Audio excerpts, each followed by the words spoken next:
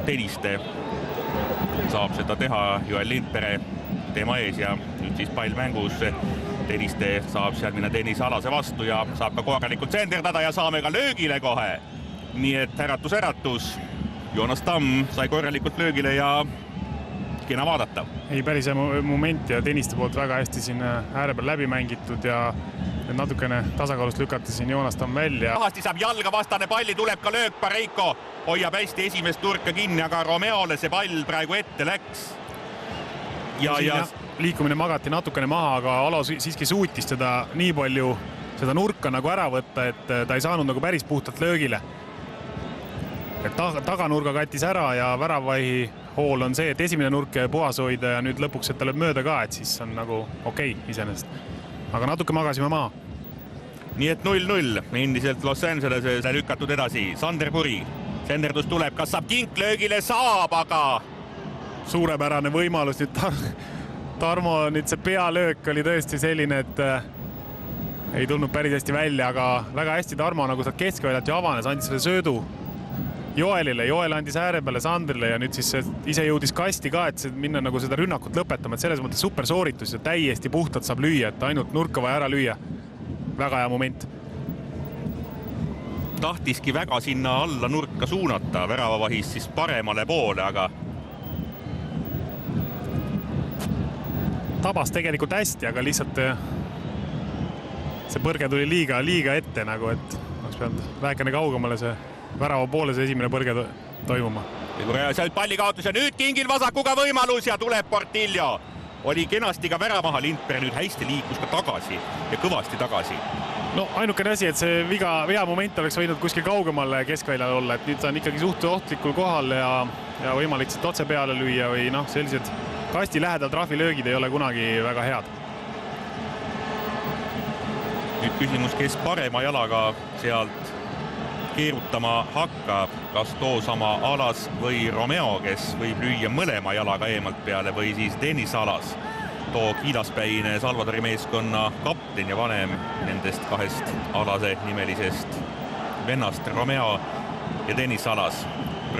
Nägime, kuidas Pareiko seal valju häälelist nõudis kohtuniku käest signaali, et ma tahan vilega.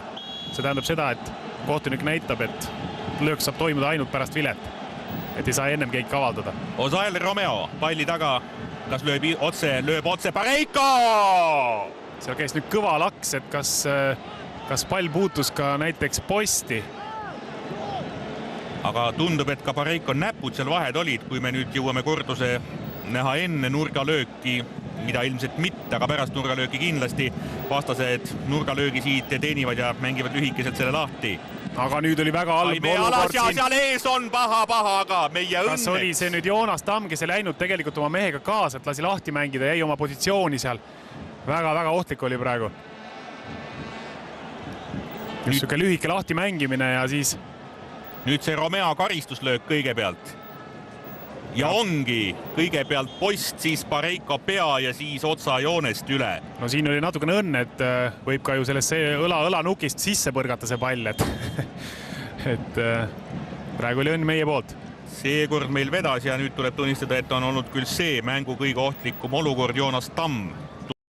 Kams, Kink, Puri ja Luts samamoodi, et siuke kiirus peaks olema ja tehnikat on, nii et loodame. Luts oli ka pikalt vigane siin eelmise hooaja lõpu osas, aga nüüd siis selles valikus, kes tuleb mängima 5. maavõistlusmäng temal ja nüüd siis meie poolt karistuslöögi võimalus on. Võimalus samaga vastata praegu. Just Kink, üldse ei imestaks, kui sealt otse tahaks peale kihutada. Nooga võtab vähe natukene. Tarmo Kink, karistuslöök ja tuleb Portillo ka! Ja nii see on! Hommik Eestimaal! Ja kas tõesti Ragnar Rakku-Klaavan, meie meeskonna kapten tänases mängus on see, kes lööb Eesti meeskonna juhtima. Nii ta ongi, Tarmo Kingi karistuslöök tuleb sealt 30 meetri pealt. Sinimust-valge kerkib kõrgemale ja ei suuda Portillo seda lööki tõrjuda, ei suuda püüda. Ja siis Rakku-Klaavan seal värava ees toksab palli sisse. 1 Eesti, 0 Salvador. kena seda kuulutada ja vahva raputus, vaatame.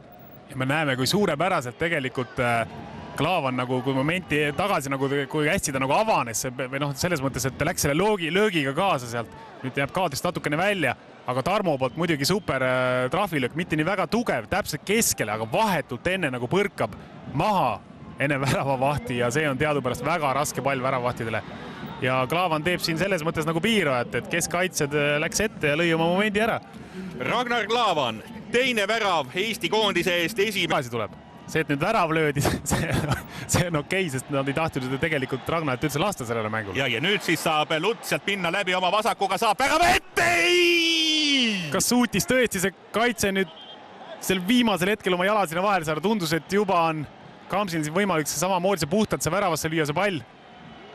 Uuesti vaatame. Hästi saab Luts sealt tuldud ja tuli värava ette Kink, tuli värava ette Kams korralikult. Aga kahjuks ka Salvadori mees. Vaatame, mis number see mees oli, kes siin hea töö tegi, see oli number 15 siis, kes päästis oma meeskonna siin teisest väravast. Säärekaitse Alfredo Pacheco. 1-0 Eesti eduseis endiselt. Ja hästi on uued mehed sisse tulnud värskelt, tekitavad momente. Ja saab veel sealt tulla ka löök, aga puri löök läheb üle värava. See tulemuse korral penalteid kohe ilma lisaajata, küll aga mängu protokolli, ametliku protokolli läheb ikkagi see number ja see seis, mis on mängu 90 minuti järel, siis penaltiseeria võib olla reaalne, küll aga tahaks, et praegu, kui me 1-0 ees oleme Salvadori vastu, seda ei juhtuks. Aga nüüd on selgelt näha Salvadori meestel sellist frustratsiooni, et nad ei ole nende olukordadega rahul, et teevad selgelt ise selliseid väikseid vigu, aga siis nõuavad kohtunikult, ma ei tea mida. Nüüd Lindpere saab anda karistuslööki ja piiraja on seal ees täitsa juba ründaja koha peal Lindperelt, et sööt tuleb, kas saab ka löögile? Aga viga oli enne või on siiski värav? Ei mingit siiski Raio lõi värav. Täitsa uskumatu. Tuleb väljakule Raio, piiraja on väljakul 5 minutit umbes. Ja nii lihtsalt see siis käibki. 2-0 ja enam me seda mängu käest ei anna, tahaks vist küll uskuda. Ei, kindlasti mitte ja noh, muidugi supervahetus võib mõnes mõttes öelda, et ründaja Raio, piiraja. Ja näeme siin, et ta tegelikult, noh, ta ei saagi nagu, ta ikka saab ikka siin paar sammu üles ka, et ise hoiab tegelikult kätega päris korralikult seal kaitses kinni, aga tundus ka, kohtunik ei näinud seda ja puhtalt. Kas ta nüüd ka suunas või vahepeal siin tundus juba, et pall põrkas temast? Siin kas ta on nüüd pool õlaga löödud, et ega ta nüüd siin päris konkreetselt seda palli vist lüüa ei saanud. Ja rikošetiga Kamsi seljast. Kamsi seljast kirja. Praegu on läinud piiraja selle värava lööjana. No suurepärane värav. Ja. Õnne peab ju olema. See ajab kohe naerma ja kui tihti on olnud niimoodi Eesti jalgpalli. Seal karikas tuuakse juba välja. Karikat toov naisterahvas on vähemalt sama ilus kui karikas.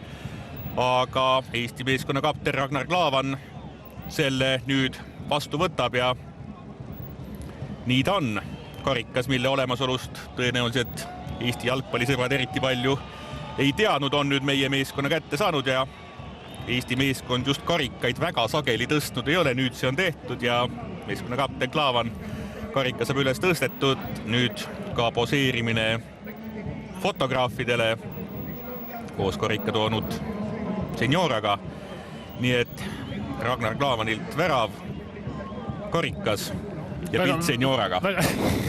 Väga huvitav seis, et selle ühe mängu põhjal saad nagu käed püsti tõsta ja nagu oleks mingi Champions League'i võitnud, aga noh, selles mõttes jälle selline huvitav kogemus. Just, ja igal juhul meelde jääb. Ilus hommik. Loodetavasti pakub see aasta, see jalgpalli aasta ja aasta muidu ka meie inimestele veel selliseid vahvaid, armsaid hommikuid, miks ka mitte päevi ja õhtuid, aga märtsikuu on alanud kenasti, need inimesed seal ja teised inimesed kodudes saavad rõõmustada. Eesti koondis võitis Salvadori 2-0. Täname vaatamast, soovime ilusat ja kena päeva ning ütleme kohtumiseni. Nägemist!